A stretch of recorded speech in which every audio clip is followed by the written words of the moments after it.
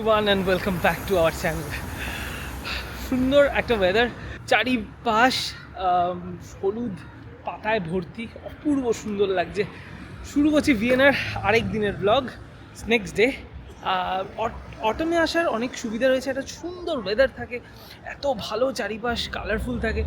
একটাই প্রবলেম, মাঝে মাঝে এরকম গ্লুমি ওয়েদার হয়, কখনো সূর্য বেরোচ্ছে, কখনো হট করে এরকম মেঘ চলে আসছে। বাট নেভারদারলেস শুরু করছি আজকে প্রথম ডেস্টিনেশন দিয়ে, one of the most finest palaces in Vienna, Schonbrunn palace. ভিয়েনার পশ্চিম প্রান্তে দাঁড়িয়ে আছে এই রাজকীয় বিস্ময় শনবুর্ন প্যালেস। এই প্রাসাদটা শুধু একটা ঐতিহাসিক স্থাপত্য নয়, এটা ইউরোপীয় রাজকীয় ঐতিহ্যের প্রতীক। অস্ট্রিয়ার হ্যাবসবার্গ রাজপরিবারের গ্রীষ্মকালীন বাসভবন হিসাবে 17 দশকের এর সূচনা করা হয়। প্যালেস এমনি ফ্রি, কিন্তু প্যালেসের ভিতরে ঢোকার জন্য রয়েছে টিকিট কাউন্টার, অনলাইনে টিকিট কাটা যায়, এখানে এসেও টিকিট কাটা যায়। এখানে অ্যাডাল্টদের জন্য নর্মাল শুধু প্যালেসের কয়েকটা জায়গার টিকিট হচ্ছে 25 ইউরো, পুরো প্যালেস টুকুর জন্য হচ্ছে 35 ইউরো। আর এখানে প্যালেস ছাড়া একটা জু রয়েছে, একটা গার্ডেন মেজ রয়েছে, আরও 2-3টে জায়গা রয়েছে, সব কিছু ইনক্লুড করলে প্রাইস হচ্ছে 40 ইউরো। এবার তোমাদের ইন্টারেস্টের উপর, যদি তোমাদের ভিতরে ঢোকার ইচ্ছা হয় সেখান থেকে টিকিট কাটতে পারো এসে। অটোমে এলে আগে থেকে টিকিট কাটার দরকার পড়ে না, কিন্তু প্রপার সামার সিজনে কিন্তু টিকিটের রাশ থাকে। এখানে 120 জনকে ঢুকতে দেয় একসাথে, তার বেশি দেয় না, তো সেই বুঝে কিন্তু প্ল্যান করো। আপাতত আমরা ঘুরছি শনবুর্ন প্যালেস। এরম বলে যে সম্রাট ম্যাথিয়াস এখানে শিকার করতে এসে একটা ঝর্ণা আবিষ্কার করেন, আর সেই ঝর্ণার নামকরণেই এই শনবুর্ন প্যালেসটা হয়। তবে প্রাসাদের প্রকৃত রূপটি গড়ে ওঠে 18 শতকে, যখন সম্রাজ্ঞী মারিয়া থেরেসা শাসন করতেন।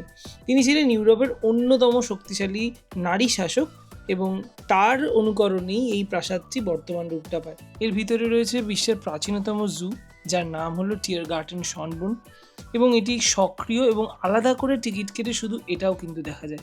এখন শনবুর্ন প্যালেস ইউনেস্কো ওয়ার্ল্ড হেরিটেজ সাইটগুলোর মধ্যে একটা, আর প্রত্যেক বছর প্রায় 50 লক্ষের বেশি পর্যটক এখানে ভ্রমণ করেন। এর পিছন দিকে রয়েছে শনবুর্ন গার্ডেন, যেটা ইউরোপের প্রাচীনতম বাগানগুলির মধ্যে একটি। সবুজ ঘাসের কার্পেট, মার্বেলের মূর্তি, ফুলে ভরা এভিনিউ, এবং মাঝখানে আছে সেই গ্রেট ফাউন্টেনটা, এবং সোজা গিয়ে পাহাড়ের গায়ে দাঁড়ানো গ্লোরিয়েট প্যাভিলিয়ন, যেখান থেকে দেখা যায় এই গোটা শনবুর্ন প্যালেস এবং গার্ডেনের এরিয়াল ভিউ। দুর্দান্ত লাগবে শনবুর্ন প্যালেস এলে। প্যালেসের থেকেও বাগানটা এত সুন্দর, আর স্পেশালি বাগানের জন্য এই সময় আসার থেকে মানে এর থেকে জুড়ি মেলা ভার আছে। যাই হোক, আমরা মোটামুটি শনবুর্ন প্যালেস আমাদের মতো করে দেখে এবার নেক্সট ডেস্টিনেশন যাচ্ছি বেলভেডেয়ার। ভিয়েনার ট্রান্সপোর্ট সিস্টেম অসাধারণ, কাল অলরেডি একবার বলেছি, বাট তাও আজকে এটা মেনশন করার যে আমরা এখন এখান থেকে বেলভেডেয়ার যাব। শনবুর্ন থেকে বেরিয়ে উল্টো দিকে রাস্তা দিয়ে একটু এগিয়ে এলেই এখান থেকে অনেকগুলো অপশন রয়েছে, বাট গুগল ম্যাপ ফলো করবে সবসময়, কারণ গুগল ম্যাপ সব থেকে কম হাঁটা অপশানটা দেখায়। তো এখান থেকে সব থেকে কম হাঁটা অপশান হচ্ছে এখান থেকে একটা U4 নেব, তারপর ওখান থেকে 6 নম্বর ট্রাম। U4-এর দিকে এগোচ্ছি আপাতত। কনভিনিয়েন্ট বটে, প্রচণ্ড কনভিনিয়েন্ট, শুধু একটু যেটা ডাইরেক্ট করছে সেটাকে একটু বুঝে সেই মতো গেলে খুব সুবিধা হবে। বেলভেডেয়ারের স্টপেজটার নাম হচ্ছে শলস বেলভেডেয়ার। এখানে ওই ডি নাম্বারের ট্রাম বা অটো বাস এরা বলে, ওটা আসে, আর আমরা এসে নামলাম শলস বেলভেডেয়ার। এটা হচ্ছে বেলভেডেয়ার প্যালেস। ঢুকছি ভিতরে। ভিয়েনার শান্ত সুশৃঙ্খল এক প্রান্তে দাঁড়িয়ে রয়েছে এই অপূর্ব বেলভেডেয়ার প্যালেস। এই নামটার অর্থই হলো সুন্দর দৃশ্য, আর সত্যিই প্রাসাদের প্রত্যেকটা কোণে চোখে পড়ে দুর্দান্ত কিছু শিল্পকলা। প্রায় 300 বছর আগে 18 শতকের শুরুতে অস্ট্রিয়ান মহান সেনাপতি প্রিন্স ইউজিন অফ স্যাভয় তার গ্রীষ্মকালীন বাসস্থান হিসাবে এটা নির্মাণ করেন। তিনি যদিও ছিলেন একজন সেনাপতি, তাও তার রুচি ছিল শিল্পে, স্থাপত্যে এবং বাগানের নকশায়। এই পুরো প্রাসাদটি আসলে দুভাগে বিভক্ত, আপার বেলভেডেয়ার আর লোয়ার বেলভেডেয়ার, যার মাঝে রয়েছে এই বিস্তৃত মনোমুগ্ধকর বারোক স্টাইলের বাগানটা। আর এই বাগানটা এমনভাবেই ডিজাইন করা হয়েছিল ওই সময় যাতে এক প্রান্ত থেকে আরেক প্রান্তে দেখলে পুরো ভিউটা একবারে আসে। এই আপার বেলভেডিয়ার প্যালেস কিন্তু আজকে বিশ্বের অন্যতম বিখ্যাত আর্ট গ্যালারি হিসাবে পরিচিত। 1955 সালে এখানেই কিন্তু স্বাক্ষরিত হয় সেই ঐতিহাসিক অস্ট্রিয়ান স্টেট ট্রিটি, যা দ্বিতীয় বিশ্বযুদ্ধের পর অস্ট্রিয়ার স্বাধীনতা পুনঃপ্রতিষ্ঠা করেছিল। তাই বেলভেডিয়ার শুধু সৌন্দর্যের প্রতীক নয়, স্বাধীনতারও প্রতীক। I am not a big fan of এই প্যালেসেস। মানে আমার পার্সোনালি খুব একটাই প্যালেসের ভিতরে যাওয়া, প্যালেস ঘোরা এরকম ভাল লাগে না। কিন্তু প্রত্যেকটা প্যালেস, যদি অস্ট্রিয়ায় আসো, শুধু প্যালেস না এমনি বাড়িও মারাত্মক সুন্দর। দাঁড়িয়ে এই যে আর্টওয়ার্ক, এই আর্টওয়ার্কটাও কিছুক্ষণ ধরে দেখা যায়। যারা প্যালেস ট্যালেস ভালোবাসো তাদের জন্য প্যারাডাইস অস্ট্রিয়া। মানে অস্ট্রিয়া এত ভালো ভালো বাড়ি আছে কিছু, যেগুলো এক একটা দেখতে কিছু না হলেও 3-4 ঘন্টা লাগা উচিত মন দিয়ে যদি দেখো। এবার এটা ডিপেন্ড করছে কার কিসে কি ভালো লাগে। তবে শুধু প্যালেস বলে না, প্রত্যেকটা প্যালেসের সাথে রয়েছে দুর্দান্ত কিছু গার্ডেন, এবং গার্ডেনগুলো এত ওয়েল মেনটেন্ড, ঘাসগুলোকে একদম এত সুন্দর ট্রিম করে কাটা যে একটা প্রপার শেপ দিয়েছে আর কি। এগুলো ন্যাচারাল নয়, মানে গাছগুলো ন্যাচারাল, বাট তারপর ওগুলোকে ওরা ট্রিম করে একটা দুর্দান্ত ভিজুয়াল এফেক্ট ক্রিয়েট করেছে। বিভৎস লাগবে। আমি অস্ট্রিয়া তো হাইলি রেকমেন্ড করছি এই ট্রিপে। তাই প্যালেস ভালো লেগে থাকলে যে কোনো একটা প্যালেস, হয় শনবার্ন বা বেলভেডিয়ার, ঢুকে দেখো, টিকিট কেটে, ভালো লাগার কথা। আমরা এবার হাঁটছি শহরের একদম কেন্দ্রে থাকা দুটো ঐতিহাসিক রত্ন বুগার্টেন আর হফবার্গ প্যালেসের চারিপাশ দিয়ে। শহরের ব্যস্ত ভিড়ের মধ্যে এখানে দাঁড়ালে মনে হবে সত্যি সময় একটু থেমে গেছে। এই বুরগার্টেন কথাটার অর্থ হলো ক্যাসেলের বাগান। 1819 সালে অস্ট্রিয়ার সম্রাট ফ্রান্সিস তার ব্যক্তিগত বাগান হিসাবে এটা তৈরি করেন। ইংলিশ ল্যান্ডস্কেপ স্টাইলে তৈরি এই বাগানটা ভিয়েনার সব থেকে সবুজ এবং সুন্দর জায়গার মধ্যে একটি। এতে রয়েছে ঢেউ খেলানো পথ, সবুজ লন, আর দূরে দাঁড়িয়ে থাকা হফবার্গের রাজকীয় প্যালেস। সব মিলিয়ে এটা যেন একটা পোস্ট কার্ড। বুগার্টেন থেকে আরেকটু এগিয়েই কিন্তু হফবার্গ প্যালেসের পুরো এরিয়া। অলরেডি আগের ব্লগে হফবার্গ প্যালেস সম্পর্কে দেখিয়েছি, কিন্তু এই হফবার্গ প্যালেসের পুরো এরিয়াটা কিন্তু এই সব কিছু জুড়েই। ভিয়েনার ভিজিটে হফবার্গ আর বুরগার্টেন কিন্তু কোনোভাবেই মিস করার মতো না। একটা জিনিস না বললেই নয়, এখানে চারিপাশে অসাধারণ বাড়ি কিছু দেখলাম। শুধু বানালেই তো হয় না, সেটাকে ধরে রাখতে হয়, মেনটেন করতে হয় যাকে বলে। এরা বানিয়েছে যেরকম সুন্দরভাবে, সেরকম অসাধারণভাবে মেনটেন করছে। এক তো দেখে মনে হবে হয়তো 2-3 বছর আগে তৈরি হওয়া প্রত্যেকটা প্যালেস।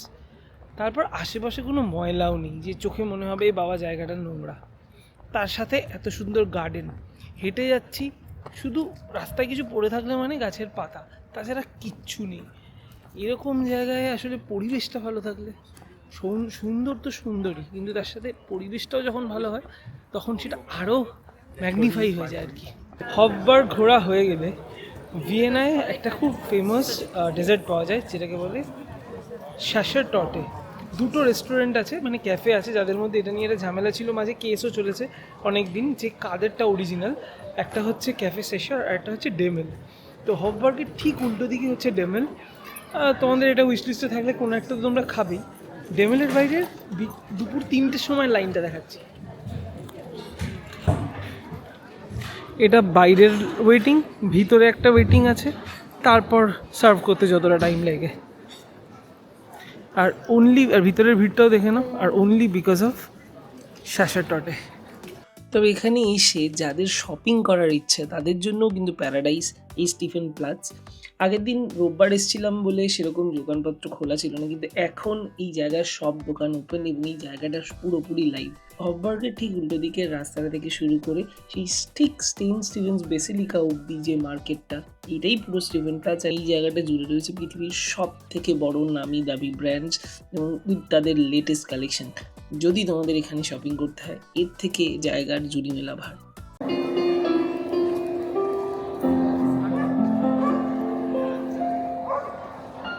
এখন এসেছি বোলার্টের রেস্টুরেন্টে, এখানেই স্টিফেন প্লাজে। ইচ্ছে ছিল ফিগমুলারে গিয়ে স্নিটজেল খাওয়ার। ফিগমুলার খুব ফেমাস আর কি, ওয়ার্ল্ড ওয়ান অফ ফেমাস রেস্টুরেন্টের মধ্যে একটা, এবং এটা ভিয়েনায় বিখ্যাত স্নিটজেলের জন্য। কিন্তু ওখানে প্রায় রিজার্ভেশন লাগে, যেটা আমাদের করা ছিল না।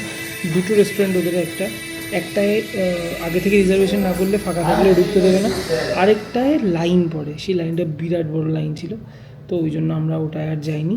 তো আমরা এসেছি ওর পাশেই স্টিফেন প্লাৎসে, এখানে অনেক জায়গায় পাওয়া যায়, তার মধ্যে এখানেই ভোলারে রেস্টুরেন্টে খাবো চিকেন স্নিটজেল, যেটা ছাড়া একটা অস্ট্রিয়ার ট্রিপ ইনকমপ্লিট। ভিয়েনার ট্রিপ প্রায় শেষের দিকে, সুন্দর একটা স্নিটজেল খেলাম, খেয়ে এখন স্টিফেন প্লাৎস মানে ওদের এই যে চার্চের এরিয়াটা, এই এরিয়াটা সব থেকে হ্যাপেনিং, এবং সব থেকে হ্যাপেনিং বলতে আমার দেখা ইউরোপিয়ান সিটিগুলোর মধ্যে যা হ্যাপেনিং জায়গা দেখেছি তার মধ্যে হয়তো এটা one of the most happening area. এখানে কিছুটা সময় কাটাবো, একটু কিছু জিলাটো খাবো হয়তো, আর সন্ধেবেলাও শুনেছি যে এখানে খুব সুন্দর লাগে এই চার্চটার মধ্যে যেতে। আমরা এই খেয়ে দিয়ে বেরোচ্ছি, এখন বাজে 7:05। আই এম নট শিওর কি কখন এটা বন্ধ হয়, তো গিয়ে দেখি এখনও খোলা কিনা। লাকিলি মনে হচ্ছে খোলা, ভিতরে যাই, সন্ধেবেলা চার্চ কেমন লাগে সেটা দেখবো।